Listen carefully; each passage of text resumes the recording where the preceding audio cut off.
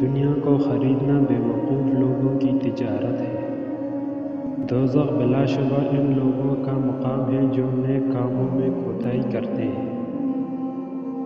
علم اور عمل دونوں ساتھ ساتھ ہے، بس جیسے علم حاصل ہو وہ عمل بھی کرے۔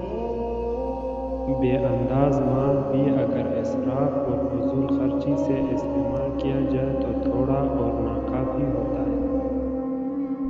توکل یہ ہے کہ آدمی اپنی قوت اور طاقت سے ہٹ کر تقدیر الہی پر راضی رہے۔ سخاوت یہ ہے کہ تم اپنا مال خرچ کرو اور دوسروں کے مال پر نظر نہ رکھو۔ جو شخص سیر شکم ہو کر سوئے اسے جھوٹے اور پریشان خواب نظر آتے ہیں۔ روزی وہ چیز ہے جو اس کو تلاش نہ کرے اس کو بھی بھول جاتی ہے۔ صفائی پاک نفوس کی خصلت ہے اور پرہیزگاری حرام کاموں کے ارتکاب سے روکتی ہے۔ یہ دنیا ایک مقررہ وقت تک رہے گی اور آخرت ہمیشہ تک۔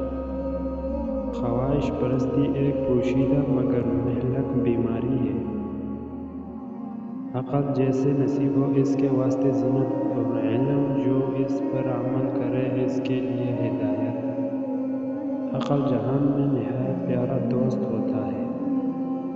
سب سے پہلی عبادت یہ ہے کہ انسان مصیبت میں صبر کر کے اللہ تعالیٰ کی طرف سے مدد کا منتظر رہے۔ اچھا انسان اچھا ہی ہوتا ہے مگر جب انسان برائی کرتا ہے تو بہتر بننے کا اہل ہو جاتا ہے۔ نادان شخص غلطی کرتا ہے اور بھول جاتا ہے، عقل مند بھی غلطی کرتا ہے مگر اسے یاد رکھتا ہے۔ انسان کا اصل المیہ یہ ہے کہ بڑے بڑے حادثات کا مقابلہ وہ بڑے حوصلے سے کرتا ہے مگر چھوٹے چھوٹے مثال کے ہاتھوں اپنے صحت کو سکون گنوا دیتا ہے۔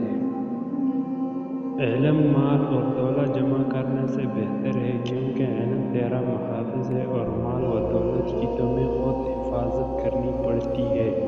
مال و دولت خرچ کرنے سے کم ہو جاتا ہے جبکہ علم خرچ کرنے سے بڑھتا ہے۔ علم کا پھول جتنا کھلتا جائے گا اس کی خوشبو بڑھتی جائے گی۔ اچھا طالب علم وہ ہے جس کے دل میں علم کا وقار، قلبی سکون اور خدا کا خوف ہو۔ انسان کی بڑی بدبختی یہ ہے کہ اس کا علم نافع نہ ہو۔ اس علم کی جستجو کرو جو موت کے وقت اور آخرت میں تمہارے کام آئے۔